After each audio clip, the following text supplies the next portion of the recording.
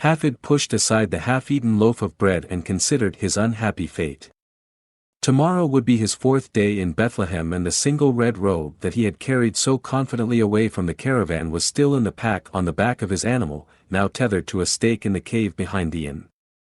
He heard not the noise that surrounded him in the overcrowded dining hall as he scowled at his unfinished meal.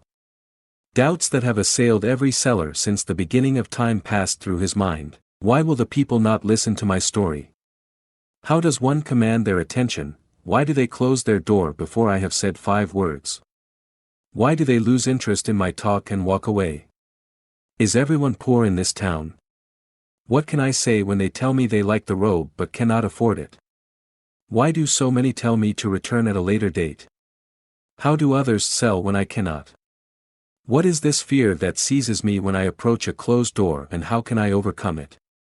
Is my price not in line with the other sellers? He shook his head in disgust at his failure. Perhaps this was not the life for him. Perhaps he should remain a camel boy and continue earning only coppers for each day's labor. As a seller of goods he would indeed be fortunate if he returned to the caravan with any profit at all. What had Pathros called him? A young soldier. He wished, momentarily, that he were back with his animals.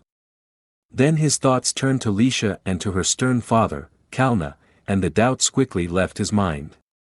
Tonight he would again sleep in the hills to conserve his funds, and tomorrow he would sell the robe. Furthermore, he would speak with such eloquence that the robe would bring a good price. He would begin early, just after dawn, and station himself near the town well. He would address everyone that approached, and within a short time he would be returning to the Mount of Olives with silver in his purse that he reached for the unfinished bread and began to eat while he thought of his master. Pathros would be proud of him because he had not despaired and returned as a failure. In truth, 4 days was much too long a time to consummate the sale of but one simple robe, but if he could accomplish the deed in 4 days he knew he could learn, from Pathros, how to accomplish it in 3 days, then 2 days. In time he would become so proficient that he would sell many robes every hour. Then he would indeed be a salesman of repute. He departed from the noisy inn and headed toward the cave and his animal. The chilled air had stiffened the grass with a thin coating of frost, and each blade crackled with complaint from the pressure of his sandals. Hafid decided not to ride into the hills tonight. Instead, he would rest in the cave with his animal. Tomorrow, he knew, would be a better day, although now he understood why the others always bypassed this unprosperous village. They had said that no sales could be made here, and he had recalled their words every time someone had refused to buy his robe. Yet, Pathros had sold hundreds of robes here many years ago. Perhaps times had been different then, and, after all, Pathros was a great salesman. That a flickering light from the cave caused him to hasten his steps for fear that a thief was within. He rushed through the opening in the limestone ready to overcome the criminal and recover his possessions. Instead, the tenseness immediately left his body at the sight that confronted him. A small candle, forced between a cleft in the cave wall, shone faintly on a bearded man and a young woman huddled closely together. At their feet, in a hollowed-out stone that usually held cattle fodder, slept an infant.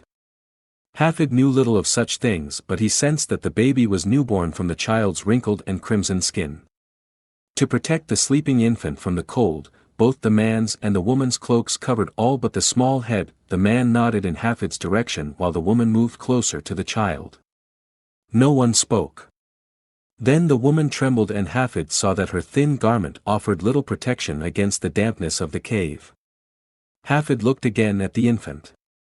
He watched, fascinated, as the small mouth opened and closed, almost in a smile, and a strange sensation passed through him. For some unknown reason he thought of Lisha. The woman trembled again from the cold, and her sudden movement returned Hafid from his daydreaming. After painful moments of indecision, the would-be seller of goods walked to his animal. He carefully untied the knots, opened his pack, and withdrew the robe. He unrolled it and rubbed his hands over the material.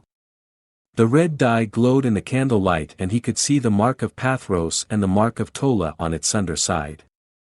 The circle in the square and the star.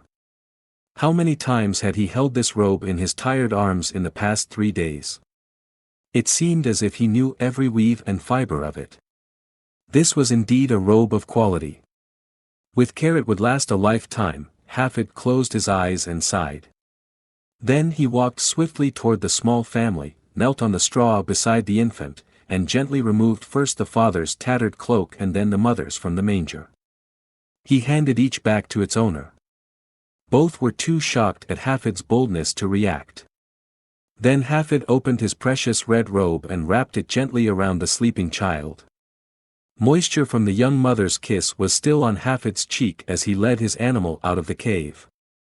Directly above him was the brightest star Hafid had ever seen. He stared up at it until his eyes filled with tears, and then he headed his animal through the path that led toward the main road back to Jerusalem and the caravan on the mountain.